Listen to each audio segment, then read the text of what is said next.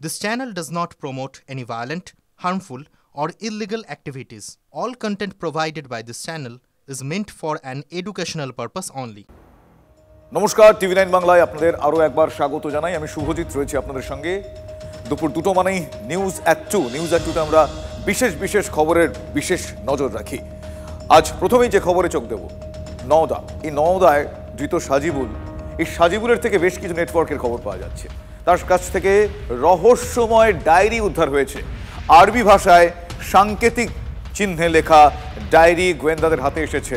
দাওয়া অর্থাৎ নতুন সদস্য নিয়োগের তথ্য রয়েছে ডায়েরিতে রয়েছে সংগঠন বিস্তারের একাধিক খুঁটিনাটি তথ্য। কার সঙ্গে যোগাযোগ সাজিবুলের, সেই তথ্য ডায়েরিতে রয়েছে। কোন পথে আগামীতে সংগঠন চলবে তার দিশা রয়েছে। ডায়েরির সংকেত ডিকোড করার চেষ্টায় রয়েছেন এসটিএফ এর গোয়েন্দারা। সংকেত ডিকোড করতে পারলে বাংলা অসমে জঙ্গি জালের হদিশ মিলবে আশা গোয়েন্দাদের। আমার সহকর্মী কৌশিক এই মুহূর্তে রয়েছে। কৌশিক, একটার পর একটা এই ব্যক্তির কীর্তি সামনে আসছে। এবার ডায়েরি, এবং ডায়েরিতে সংকেতে লিখে রেখা, মানে প্ল্যান মাফিক জঙ্গি জাল বিস্তারের চেষ্টা, অপারেশনের চেষ্টা। আর কি তথ্য? দেখো, যে রহস্যময় ডায়েরির কথা বলা হচ্ছে সেটা কিন্তু এসটিএফ উদ্ধার করেছে, এবং সেই এসটিএফ উদ্ধার করার পর সেই কথাগুলি কিন্তু ডিকোড করার চেষ্টা করা হচ্ছে, এবং তার মধ্যে সেই যে আরবি ভাষায় যে কথাগুলি রয়েছে সেগুলো জানার চেষ্টা করা হচ্ছে। তার মানে কি, সাংকেতিক চিহ্নগুলি কি কাজে ব্যবহার করা হয়েছে। তবে এই যে জঙ্গি জাল বিস্তারের জন্য তিনি যে কাজ করছিলেন সেটা বলাই বাহুল্য, এবং পাশাপাশি তিনি যে ডায়েরিতে তার মধ্যে একটা উল্লেখযোগ্য কথা রয়েছে যেটা আমরা সকাল থেকে বলছিলাম, দাওয়াতে ইসলাম। এইরকম ধরনের কিন্তু বিভিন্ন শব্দ ব্যবহার করা হয়েছে, এবং সেই শব্দগুলোর মধ্যে রয়েছে এছাড়াও কিন্তু অন্যান্য শব্দ রয়েছে, এবং তার থেকে উল্লেখ যেটা পাওয়া গেছে উল্লেখযোগ্য, সেখানে তার আল কায়দা জঙ্গি যোগ এবং তাদের একটি ফোন নাম্বার পাওয়া গেছে। কৌশিক, আমি তোমাকে একটু থামিয়ে জিজ্ঞেস করছি যে এই যে ডায়েরিটা পাওয়া গিয়েছে, এই ডায়েরি কি এই সাজিবুলের পার্সোনাল ডায়েরি? যে হস্তাক্ষর সেটা কি সাজিবুলের হ্যান্ডরাইটিং? সেটা এখন পর্যন্ত কনফার্ম হচ্ছে? দেখো, যে ডায়েরি পাওয়া গেছে সেটা এখনো কিন্তু সাজিবুলের লেখা নাকি অন্য কারো লেখা সেটা এখনো কিন্তু এসটিএফ কনফার্ম করতে পারেনি। কিন্তু তার কাছে যে ডায়েরি উদ্ধার হয়েছে সেখানে কিন্তু তারা যে সাংকেতিক চিহ্নগুলি রয়েছে সেটা কিন্তু সাজিবুল জানতো, তার হাতে লেখা না হলেও কিন্তু সাজিবুলের যেভাবে সেগুলো সেই ম্যাচিংটাও যেমন করা হচ্ছে, পাশাপাশি যে সাজিবুলের কথাগুলো সেগুলো ডিকোড করার চেষ্টা করা হচ্ছে, এবং কোন উদ্দেশ্য, যেমনটা একটা তাদের মধ্যে রয়েছে মাদ্রাসার সাথে যুক্ত যেমনটা রয়েছে সেরকম এলাকায় চাঁদা তোলা, এবং কার সাথে নাম্বার, বেশ কয়েকটি ফোন নাম্বার পাওয়া গেছে সেই ডায়েরির মধ্যে থেকে। এবং পাশাপাশি যে ডায়েরির ভাষাগুলো, যেমন তোমাকে বললাম দাওয়াতে ইসাক বা এইরকম ধরনের যে ইসলামিক শব্দ হয় সেই সব শব্দ, কট্টরপন্থী সেই সব শব্দ ব্যবহার করা হয়েছে। অর্থাৎ বেশ কিছু সাংকেতিক চিহ্ন বলবো না, সাংকেতিক ভাষার প্রয়োগ, আরবি ভাষায় লিখেছে বেশ কিছু শব্দ ডিকোড করা গিয়েছে। আমি ঠিক এই জায়গা থেকে আমার সহকর্মী সিজার মন্ডল আমার সঙ্গে রয়েছেন সরাসরি নিউজ রুম থেকে। সিজারের কাছে, সিজার, এর আগেও এই ধরনের ক্ষেত্রে দেখতে পাওয়া গিয়েছে জঙ্গিদের এই ধরনের কার্যকলাপে তারা লিখিত কিছু মেনটেন করেছেন, এরকম ডায়েরি হোক, নোটবুক হোক। এই ডায়েরির ভাষা ডিকোড করতে পারলে কতটা সহজ হবে তাদের এই জাল কিছুটা হলেও সেই জালের হদিশ পাওয়া? কি মনে হয় তোমার? অত্যন্ত গুরুত্বপূর্ণ এই ডায়েরি বলে মনে করা হচ্ছে, কারণ ডায়েরি হোক বা নোটবুক হোক, যেটা পাওয়া গেছে সেখানে এই সংগঠন সম্পর্কে এবং এই সংগঠনের বিস্তৃতি, কার সঙ্গে যোগাযোগ ছিল সাজিবুল ছাড়াও আর কার সেখানে নাম রয়েছে। সব থেকে গুরুত্বপূর্ণ অংশ যেটা কৌশিক বলছিল, দাওয়া অর্থাৎ এই ধরনের ইসলামিক সংগঠনের যে প্রাথমিক সাংগঠনিক যে রিক্রুটমেন্ট, সেইটাই হচ্ছে দাওয়া। অর্থাৎ এখান থেকে স্পষ্ট হবে যে কত লোকের পর্যন্ত এরা পৌঁছেছিল। এখানে এই মডিউলের আর কারা সদস্য রয়েছে, তাদের আর্থিক যে ফান্ডিং, সেই ফান্ডিং কোথা থেকে আসতো, সেখানে যোগাযোগ, এবং তাদের পরবর্তী পরিকল্পনা কি ছিল। এই মডিউল, অসম বাংলা মডিউলের ভেতর পর্যন্ত পৌঁছানোর ক্ষেত্রে এই ডায়েরিতে লেখা যে সাংকেতিক যে ভাষা রয়েছে সেটা ডিকোড করা অত্যন্ত জরুরি, এমনটাই কিন্তু গোয়েন্দারা মনে করছেন, এবং সেই কারণে এটা কার্যত এই তদন্তে একটা অমূল্য জিনিস। সিজার, আরও একটা বিষয়, গতকাল তোমার সঙ্গে যখন কথা হচ্ছিল তুমি বলছিলে, এবং অত্যন্ত গুরুত্বপূর্ণ বলে আমার মনে হয়েছে, তোমাকে আমি ব্যক্তিগতভাবে পরবর্তীকালে জিজ্ঞেস করলাম যে এই যে তুমি বললে একটা করে অনেকগুলো জঙ্গি সংগঠনকে একই ছাদের তলায় নিয়ে এসে একটা পার্টিকুলার অপারেশন, একটা মিশন বলবো, সেই মিশনকে সমবেতভাবে অ্যাচিভ করার যে একটা পদ্ধতি, এটা কি সেই পদ্ধতির একটা অংশ বলে মনে হয় সিজার? অবশ্যই, কারণ এই যারা গ্রেপ্তার হয়েছে সাজিবুল এবং মোস্তাকিম, তাদের যে ব্যাকগ্রাউন্ড চেক করতে গিয়ে দেখা গেছে যে তারা একসময় জামাতুল মুজাহিদিন বাংলাদেশের সঙ্গে যুক্ত ছিল, পরবর্তীকালে এবিটি বা আনসারুল্লাহ বাংলা টিমের দিকে যায়। কিন্তু এই দুটো সংগঠনই আল কায়দা অ্যাফিলিয়েটেড সংগঠন, বাংলাদেশের জঙ্গি সংগঠন হিসেবে পরিচিত, এবং সেই জায়গায় আল কায়দা যেভাবে এই সংগঠনগুলোকে এক ছাদের তলায় আনছে, এবং এদের একটা চিরকালীন পদ্ধতি যে কোনো সংগঠন সম্পর্কে যদি পুলিশ বা এজেন্সিগুলোর নজর বেশি থাকে সেখান থেকে আরেকটা নতুন সংগঠন তৈরি করে নেওয়া এবং সেই জায়গা থেকে তার আড়ালে কাজ করা। অর্থাৎ সামগ্রিকভাবে যে এগুলোকে এক ঐক্যবদ্ধ করা হচ্ছে এই স্লিপার সেল মডিউলগুলোকে, সেটা আমাদের দেশের পক্ষে যে অত্যন্ত একটা আশঙ্কার জায়গা সেটা স্পষ্ট। বারবার যতবারই আল কায়দা নামটা উঠছে, যতবারই এই বিষয়ে আলোচনা করতে গিয়ে আল কায়দার বিভিন্ন শাখা সংগঠন হিসেবে এগুলো উঠে আসছে, এটা আমরা জানতে পারছি বা কথা আলোচনায় আসছে, ততবারই ওসামা বিন লাদেনের কথা মনে পড়ছে এবং তার কৃতকর্মের কথা মনে পড়ছে। সেক্ষেত্রে এটা যথেষ্টই ডেঞ্জারাস বললে বোধহয় কম বলা হবে। সেক্ষেত্রে কি পদক্ষেপ এখনো পর্যন্ত যা যা হয়েছে, কতটা আশাবাদী আমরা যে আটকানো যাবে, আশার আলো রয়েছে? দেখো, অসমের যে মডিউল, অসমের মডিউলের একটা বড় অংশ ধরা পড়েছে এমনটাই গোয়েন্দারা দাবি করছেন, কিন্তু সেই ধরা পড়াতে কিন্তু শেষ নয়, কারণ অসমের এসটিএফ থেকে শুরু করে রাজ্য পুলিশের এসটিএফ এবং সামগ্রিকভাবে এই দেশের একাধিক এজেন্সি তারা সম্মিলিতভাবে চেষ্টা করছেন, কারণ এই মডিউল ইতিমধ্যে প্রমাণিত, তারা প্রশিক্ষণ নিয়েছে, তারা ইতিমধ্যে আইডি বানিয়েছে এবং সেগুলো কোথায় মজুত রয়েছে, এর বাইরে কারা কারা রয়েছে, কারণ একটা নাশকতা করতে বেশি লোকের দরকার হয় না, এটাই কিন্তু সব থেকে বড় আশঙ্কার জায়গা। দুজনও কিন্তু একটা বড় নাশকতা ঘটাতে পারে যদি পরিকল্পনা আগে থেকে ঠিক করা থাকে। একেবারে অনেক ধন্যবাদ সিজার। অত্যন্ত গুরুত্বপূর্ণ বেশ কয়েকটা বিষয় আমার সহকর্মী সিজার মণ্ডল এই মুহূর্তে উল্লেখ করলেন। এবং হ্যাঁ, নাশকতার যদি ছক প্ল্যান ঠিক মতো থাকে তাহলে অনেক লোক দরকার পড়ে না।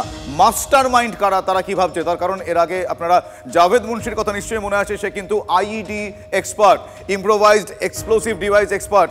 এই সাজিবুলের ক্ষেত্রেও কিন্তু এই ধরনের বেশ কিছু তথ্য সামনে আসছে। ফলে জঙ্গি কার্যকলাপে এদের ভূমিকা কতটা গুরুতর এবং গুরুত্বপূর্ণ তাদের মিশন অ্যাচিভ করার ক্ষেত্রে তা সময় বলবে। কিন্তু এই মুহূর্তে ভারতে জঙ্গি কার্যকলাপ ছড়ানোর লক্ষ্য ছিল এই সাজিবুল ইসলামের, যার কথা আমরা বারবার বলছি। গোয়েন্দা রিপোর্টে চাঞ্চল্যকর তথ্য আমাদের কাছে এসেছে, টিভি9 বাংলার হাতে এসেছে। সোশ্যাল মিডিয়ায় তরুণদের ব্রেন ওয়াশ করতো এই সাজিবুল, মগজ ধোলাই করতো, তাদেরকে উদ্বুদ্ধ করতো এই ধরনের নাশকতামূলক কাজকর্মের যুক্ত হওয়ার, মানে দাওয়া, এই যে দাওয়া শব্দটা আসলো, অর্থাৎ সদস্য সংখ্যা বাড়ানো অন্যতম এদের লক্ষ্য। মগজ ধোলাই করে তরুণ যুবকদের জঙ্গি কার্যকলাপে নিয়ে আসার লক্ষ্য ছিল সাজিবুলের। এসটিএফ এর রিপোর্টে এই চাঞ্চল্যকর বিষয়টা স্পষ্ট। কেবল সাদরাডি নয়, আল কায়দা সহ একাধিক সংগঠনের বাংলাদেশি সদস্যদের আশ্রয় দিয়েছিল সাজিবুল, সঙ্গে ছিল মুস্তাকিম। জঙ্গিযোগে হরিহরপাড়া থেকে আগেই গ্রেফতার হয় মিনারুল শেখ, আব্বাস আলী। এছাড়াও কেরল থেকে ধরা পড়েছিল বাংলাদেশি জঙ্গি যার নাম সাদ রাডি। তাদের জিজ্ঞাসাবাদের পর সাদ রাডির পিসির ছেলে এই সাজিবুল, তার কথা উঠে আসে। আর এই সাজিবুলের মাথা বেশ পরিষ্কার এই ধরনের নাশকতামূলক কাজকর্মের ক্ষেত্রে, অত্যন্ত গুরুত্বপূর্ণ এই সাজিবুল। এরপরে সাজিবুলকে জিজ্ঞাসাবাদ করে, সাজিবুলকে গ্রেফতার করে বেঙ্গল এসটিএফ। আব্বাস মিনারুলের সঙ্গে যোগাযোগ ছিল সাজিবুলের, জামাত আল কায়দা ও আনসারুল্লাহ বাংলা টিমের সঙ্গে সরাসরি যোগাযোগ ছিল এই সাজিবুলের। ধৃতদের থেকে বাজেয়াপ্ত করা হয়েছে বেশ কয়েকটা সেলুলার ফোন, সেই ফোন থেকে গুরুত্বপূর্ণ বেশ কিছু তথ্য সামনে আসছে এবং বিভিন্ন শাখা সংগঠনগুলো, জঙ্গিদের বিভিন্ন শাখা সংগঠনগুলো একত্রিত হয়ে একটা নির্দিষ্ট কোনো মিশনের লক্ষ্যে তারা এগোচ্ছিল বলে মনে করছেন তদন্তকারী অফিসাররা। আসলে বাংলায় জঙ্গি নেটওয়ার্কের একটা চাঞ্চল্যকর তথ্যও সামনে আসছে। কি? মুর্শিদাবাদের নওদায় মহিলা পরিচয় আধার কার্ড মুস্তাকিমের, যার কথা বললাম কিছুক্ষণ আগে, তার আধার কার্ড এই মুহূর্তে আপনারা দেখছেন টিভি9 বাংলার পর্দায়। মুস্তাকিমের আধার কার্ডে দেখুন মহিলা, ফিমেল লেখা আছে, তার লিঙ্গ পরিচয় ফিমেল লেখা আছে, জাল আধার কার্ড বোঝা যাচ্ছে। কয়েকদিন আগেই জঙ্গিযোগে গ্রেফতার করা হয় সাজিবুল ইসলামের বন্ধু এই মুস্তাকিমকে। তদন্তে উঠে আসে চাঞ্চল্যকর তথ্য।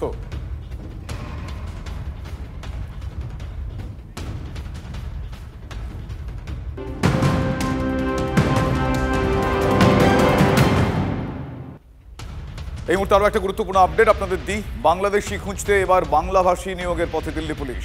ফের বাংলাদেশ সেল চালু করতে চলেছে দিল্লি পুলিশ। প্রত্যেক সেলে থাকবেন 5 থেকে 10 জন বাংলাভাষী পুলিশ আধিকারিক, যারা বাংলা বলতে পারেন, বোঝেন, লিখতে পারেন। আদারওয়াইজ বাংলাদেশিদের চিহ্নিত করা, বাংলা ভাষার তাদের উচ্চারণ, ডায়ালেক্ট ইত্যাদি লেখা বোঝা সেইটা অসুবিধা হবে। এ কারণে এই সিদ্ধান্ত অত্যন্ত গুরুত্বপূর্ণ। আমার সহকর্মী জ্যোতির্ময় কর্মকার এই মুহূর্তে রয়েছেন আমার সঙ্গে টেলিফোন লাইনে। জ্যোতির্ময়, বাংলাদেশিদের খুঁজতে এবার বাংলাভাষী নিয়োগের পথে দিল্লি পুলিশ, তো এই এক্ষেত্রে বাংলাভাষীদের নিয়োগের পথে এটা কোন কোন ক্ষেত্রে কীরকমভাবে গুরুত্বপূর্ণ হতে পারে? দেখো, 2020 সালে এই সেল তৈরি হয়েছিল। তৎকালীন দিল্লি পুলিশের কমিশনার অজয় রাজ শর্মা তিনি এই সেল তৈরি করেছিলেন, এবং সেই সময়ও সারা ভারত জুড়ে বিভিন্ন জায়গাতে বাংলাদেশি অনুপ্রবেশকারী ক্রমশ সংখ্যা বাড়ছে এরকম একটা আশঙ্কার জায়গা তৈরি হয়েছিল। বিশেষত রাজধানী দিল্লিতে তাদের কনসেন্ট্রেশন যথেষ্ট বেশি ছিল, এবং সেই কারণেই দিল্লি পুলিশের এই সেল তৈরি করতে হয়।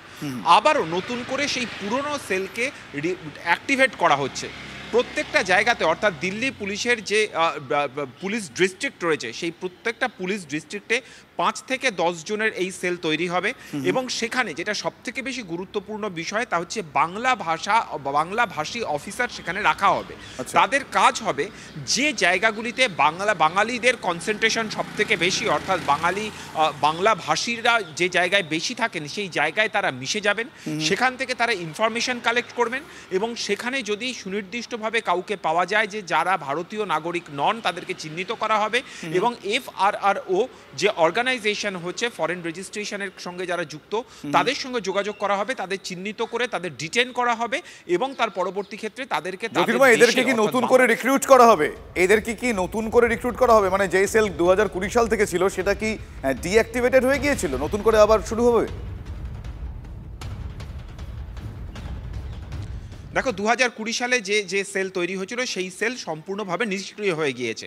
প্রাথমিকভাবে যারা বাংলা জানেন, এখনো পর্যন্ত দিল্লি পুলিশে কাজ করেন, বাংলা জানেন, তাদেরকে দিয়ে প্রাথমিকভাবে এই সেল শুরু হবে, এবং পরবর্তী থেকে প্রয়োজন মতো বাঙালি নিয়োগ করা হবে যারা বাংলা বলতে পারেন এবং বাঙালিদের সঙ্গে মিশে যেতে পারেন। বেশ বেশ, ধন্যবাদ জ্যোতি। কথা বলছেন আমার সহকর্মী জ্যোতির্ময়ের সঙ্গে। আপনারা শুনলেন যে বাংলাদেশি খুঁজতে এবার বাংলাভাষী নিয়োগের পথে দিল্লি। এর আগে এই সেল ছিল বাংলা ভাষা বুঝতে পারেন, বলতে পারেন, লিখতে পারেন এমন বাঙালিদের নিয়ে এই সেল ছিল, কিন্তু 2020 সালে তৈরি হয়েছিল, কিন্তু সেই সেল ডিঅ্যাক্টিভেট হয়ে যায়, নিষ্ক্রিয় হয়ে যায়। নতুন করে সেই সেল তৈরি করা হচ্ছে, বাংলা ভাষার দক্ষ এরকম আধিকারিকদের নিয়োগ করা হবে যারা বাংলাদেশিদের খুঁজতে বিভিন্ন প্রান্তে ছড়িয়ে পড়বেন, এবং বাংলা ভাষায় কথা বলছেন এরকম কারোর গতিবিধি, উচ্চারণ, ডায়ালেক্ট ইত্যাদি দেখে তারা বুঝতে পারবেন।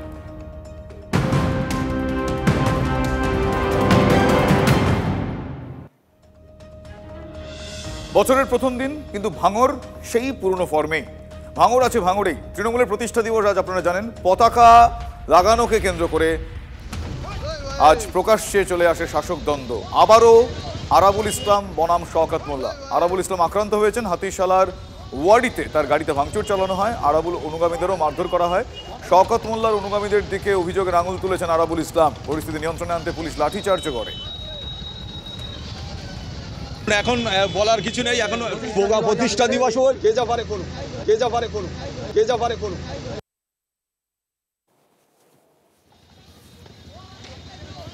আপনারা দেখছেন পুলিশ, আপনারা দেখছেন লাঠিচার্জের সময় হাতের বাইরে চলে যায় পরিস্থিতি। এই দেখুন পুলিশ লাঠিচার্জ করছে।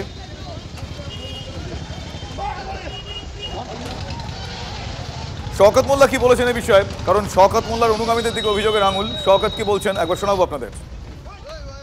শওকত মোল্লা ভার্সেস আরাবুল, এটা তো এটা কালচার হয়ে দাঁড়িয়েছে। এখানে তৃণমূল কংগ্রেসের মধ্যে কোনো গোষ্ঠী নেই, আর আরাবুল কোনো পার্টির কোনো পদে কোনো জায়গাতে নেই। ফলে এখানে আমার গোষ্ঠীটা আসছে কি করে? এখানে 2024-এ তৃণমূল কংগ্রেসের কর্মীরা ঐক্যবদ্ধ লড়াই করেছে, তারাই গোটা ভাঙড় জুড়ে কাজ করছে। যারা 2021 সালে কেউ দলটাকে বিরোধীদের কাছে সঁপে দিয়েছিল, আজকে তাদের সঙ্গে তৃণমূল কংগ্রেসকে তুলনা করে লাভ নেই। আপনারা শুনলেন শওকত মোল্লা কি বলছেন। শওকত মোল্লা ভাঙড়ে তৃণমূলের গোষ্ঠীকন্দল রয়েছে তা মানতে নারাজ। এর আগেও তিনি বারবার বলেছেন যে মানতে নারাজ তিনি, কিন্তু ছবি অন্য কথা বলে। আমার সহকর্মী সত্যজিৎ রয়েছেন, সত্যজিতের কাছ থেকে আমি জানতে চাইবো। সত্যজিৎ, ভাঙড়ে বারবার এই ধরনের ঘটনা নতুন নয়, আরাবুল বনাম শওকত, কিন্তু শওকত মোল্লা বলছেন যে না, এই কোনো রকম গোষ্ঠীদ্বন্দ্ব নেই, ছবি অন্য কথা বলে। আজও বছরের প্রথম দিনে একই ঘটনা ঘটলো। এই মুহূর্তে সেখানকার পরিস্থিতি কতটা কীরকম? দেখো এই মুহূর্তে যা ছবি, কিছুক্ষণ আগেই জিরেনগাছা হসপিটালে গেছিলেন শওকত মোল্লা এবং সেখানে যারা রোগীরা ভর্তি আছেন তাদের হাতে ফল তুলে দিয়েছিল। এই ঘটনার কিছুক্ষণের মধ্যেই বর্তমানে আরাবুল ইসলাম তার গাড়ি সাপুরজি থেকে ছাড়া হয়েছে, সেই গাড়ি গিয়ে পৌঁছাবে জিরেনগাছা হসপিটালে এবং সেখানে আরাবুল ইসলাম নিজে হাতে আবার যারা অসুস্থ রোগীরা সেখানে ভর্তি আছেন তাদের হাতে ফল তুলে দেবে। পরিস্থিতি থমথমে হলেও একে অন্যের জায়গা কোনো রকমভাবে ছাড়তে চাইছে না। শওকত মোল্লা কিছুক্ষণ আগেই জানিয়েছিল যে আরাবুল ইসলাম তিনি বর্তমানে কোনো রকম দলের কোনো কিছুর সঙ্গে যুক্ত নেই, কিন্তু আরাবুল ইসলাম তার অনুগামীদের নিয়ে, যৎসামান্য অনুগামী বলাই যেতে পারে, যতজন আছে তাদেরকে নিয়ে কোনো রকমভাবে তার যে ভাঙর তার এলাকা সেটাকে কিন্তু কোনো রকমভাবে ছাড়তে চাইছে না। অর্থাৎ বলা যেতে পারে প্রতিষ্ঠা দিবস উপলক্ষে সকালের যে হামলার ঘটনা, গাড়ি ভাঙচুরের ঘটনা এবং বর্তমানে ফল বিতরণ, প্রত্যেকটা ক্ষেত্রেই কিন্তু যদি আমরা এক সমীকরণে বাঁধি, সেই সমীকরণটার শেষ পরিণতি হলো গোষ্ঠীদ্বন্দ্ব। তৃণমূলের গোষ্ঠীদ্বন্দ্ব আবারও মাথাচাড়া দিয়ে উঠলো এই প্রতিষ্ঠা দিবসের দিনে। শুভজিৎ, একেবারেই প্রতিষ্ঠা দিবসের দিনে, তৃণমূল কংগ্রেসের প্রতিষ্ঠা দিবসের দিনে ভাঙরের যে চিরাচরিত গোষ্ঠীদ্বন্দ্ব বারবার দেখা গিয়েছে, বছরের প্রথম দিনেও তার অন্যথা হলো না। সেই একই ছবি দেখতে পাওয়া গেল। আরাবুল ইসলামের গাড়ি ভাঙচুর করলো কেউ বা কারা, তারা শওকত মোল্লার অনুগামী বলে অভিযোগ করছেন আরাবুল ইসলামের লোকজন, কিন্তু শওকত মোল্লা সে অভিযোগ অস্বীকার করেছেন। তৃণমূল কংগ্রেসের প্রতিষ্ঠা দিবস উপলক্ষে অভিষেক বন্দ্যোপাধ্যায়ের শুভেচ্ছা বার্তা, এবং সেই শুভেচ্ছা বার্তায় ছবি একা অভিষেকের। শুভেচ্ছাপত্রে লেখা রয়েছে, রাজ্য তথা দেশবাসীর উন্নয়নের স্বার্থে মা মাটি মানুষ সদা নিয়োজিত। এর আগে প্রতি বছরই দেখা গিয়েছে অভিষেকের এই শুভেচ্ছা বার্তায় পোস্টে মমতা বন্দ্যোপাধ্যায়ের ছবি থাকতো, বড় করে সেই ছবি থাকতো। এবারের পোস্টে মমতা বন্দ্যোপাধ্যায়ের ছবি নেই, একা অভিষেকের ছবি। এর আগে 2019 সালে এরকম একটি পোস্ট তিনি করেছিলেন যেখানে শুধু তারই ছবি ছিল। তারপর প্রত্যেক বছর এই পোস্টে শুভেচ্ছা বার্তায় মমতা বন্দ্যোপাধ্যায়ের ছবি থাকতো, কিন্তু এবার তার একা ছবি বছরের শুরুতেই। তাই এই পোস্ট ঘিরে রাজনৈতিক মহলে কিছুটা হলেও জল্পনা শুরু হয়েছে। তার কারণ তৃণমূলের নবীন প্রবীণ দ্বন্দ্বের বিষয়টা আরও একবার এই পোস্ট উস্কে দিয়েছে। তৃণমূল নামক প্রাইভেট লিমিটেড কোম্পানির পিঠে ভাগের লড়াইয়ে কার ছবি কোথায় কে দিল সে নিয়ে আমাদের কোনো ইন্টারেস্ট নেই, কিন্তু আপনাদের এটাও স্মরণ করায় যে এবার বড়দিনে যে চার্চের প্রতিবার প্রেয়ারে যান মাননীয় মুখ্যমন্ত্রী, সেখানে প্রতিবার গত কয়েকটি বার আমরা অভিষেক বন্দ্যোপাধ্যায়কে সঙ্গী হতে দেখেছি। এবার মাননীয়া তার ভ্রাতুষ্পুত্রকে সঙ্গে নিয়ে যাননি, তার বদলা উনি হয়তো নিলেন। উনিও নিউ ইয়ার্স গ্রিটিং এ মমতা বন্দ্যোপাধ্যায়ের ছবি বাদ দিয়ে দিয়েছেন। আমরা ভালোভাবেই এটাকে নিচ্ছি। আমরা অভিষেক বন্দ্যোপাধ্যায়কে স্বাগত জানাবো। নতুন বছরে আপনার এটাই রেজলিউশন হোক যে আপনি মমতা বন্দ্যোপাধ্যায়কে উৎখাত করবেন, এই দায়িত্ব নিয়ে আপনি মমতা বন্দ্যোপাধ্যায়কে উৎখাত করুন। বিরোধীরা বিষয়টা কিভাবে দেখছেন, তারা কি বলছেন আপনারা শুনলেন। কিন্তু অভিষেক বন্দ্যোপাধ্যায় বছরের শুরুর দিন, তাদের প্রতিষ্ঠা দিবসও, নিউ ইয়ার উইশ, সেখানে তার ছবি আছে, মমতা বন্দ্যোপাধ্যায়ের ছবি নেই। কিন্তু অভিষেক বন্দ্যোপাধ্যায়ের সঙ্গে সুব্রত বক্সির বৈঠক, সে বৈঠকও বেশ কয়েকটা বিষয় এক্ষেত্রে উঠে আসছে। গত সপ্তাহে বৈঠকে একেবারে চুপিসারে সে বৈঠক হয়েছে। দুই শীর্ষ নেতা তৃণমূলের টানা 2 ঘন্টা ধরে তাদের মধ্যে বৈঠক চলে। নবীন প্রবীণ দ্বন্দ্বের আবহেই অভিষেক সুব্রত বক্সির এই বৈঠক যথেষ্টই তাৎপর্যপূর্ণ।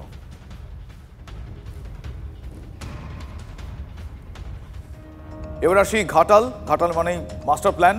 দীপক অধিকারী, এই মাস্টার প্ল্যান কবে শুরু হবে, শ্বেতপত্র কেন এখনো প্রকাশ করা হলো না, একাধিক অভিযোগ তুলে এবার ঘাটাল শহরের বিভিন্ন এলাকায় পোস্টার বিজেপি বিধায়ক শীতল কপাটের। প্রতিশ্রুতি দিয়েছিলেন অভিষেক বন্দ্যোপাধ্যায়, প্রতিশ্রুতি দিয়েছিলেন, ডেডলাইনও বলেছিলেন এক প্রকার 31শে ডিসেম্বর। প্রশ্ন তুলে তাই তৃণমূলের second in command Abhishek Bandyopadhyay এবং সাংসদ দেব অর্থাৎ দীপক অধিকারীকে আক্রমণ শানিয়েছেন বিজেপি বিধায়ক। পাল্টা পোস্টারের বিরোধিতা করে বিজেপিকে তীব্রভাবে কটাক্ষ করেছেন জেলা তৃণমূল সাধারণ সম্পাদক। অভিষেক বন্দ্যোপাধ্যায় কি বলেছিলেন, কি প্রতিশ্রুতি দিয়েছিলেন, একবার শোনাই আপনাদের। এই বছরে 31শে ডিসেম্বরের আগে আমার সরকার ঘাটাল মাস্টার প্ল্যান করবে। কারোর দয়া দাক্ষিণ্যে আমরা বেঁচে নেই।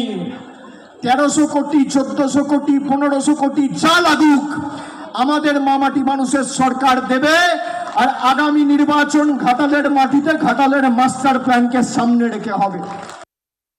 লোকসভা সাংসদ দীপক অধিকারী মহাশয়কে সঙ্গে নিয়ে তৃণমূলের নেতা অভিষেক বন্দ্যোপাধ্যায় তিনি মাইক্রোফোন ধরে, বিশাল বড় একটা উঁচু গাড়ি নিয়ে মাইক্রোফোন ধরে সবার সামনে বলেছিল, বছর এবং দিন ঠিক করে বলেছিলেন যে 2024 এই বছরের 31শে ডিসেম্বরের মধ্যে আমরা মাস্টার প্ল্যানের কাজ করব। আজও সেটা আমরা দেখতে পাইনি। আমাদের সেচমন্ত্রী মানস রঞ্জন ভূঁইয়া তিনি বলেছেন ফেব্রুয়ারি থেকে কাজ শুরু হয়ে যাবে, অলরেডি টাকা বরাদ্দ হয়ে গেছে। তা জরিপের কাজ চলছে, আমাদের বিএলআর অফিস, ইরিগেশন ডিপার্টমেন্ট ফুল সুইংয়ে তারা কাজ করছেন। অতএব এইসব পোস্টারিং করে কোনো লাভ হবে না।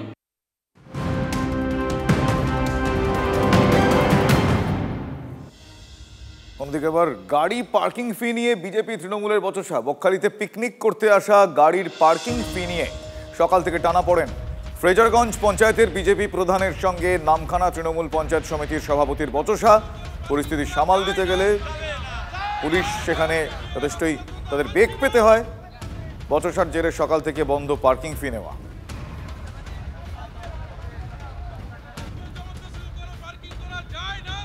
ফ্রেজারগঞ্জে বিজেপি প্রধান নামখানা তৃণমূল নেতার মধ্যে বচসা।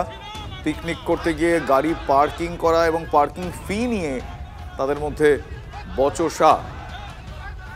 বকখালিতে পিকনিক করতে আসা গাড়ির পার্কিং ফি নিয়ে একটা টানাপোড়েনের পরিস্থিতি আজ সকাল থেকে ছিল। ফ্রেজারগঞ্জ পঞ্চায়েতের বিজেপি প্রধানের সঙ্গে নামখানা তৃণমূল পঞ্চায়েত সমিতির সভাপতির বচসা বাধে। পরিস্থিতি সামাল দিতে পুলিশ বাহিনী সেখানে পৌঁছয়। যদিও বচসার কারণে সকাল থেকে বন্ধ হয়ে গেছে পার্কিং ফি নেওয়া।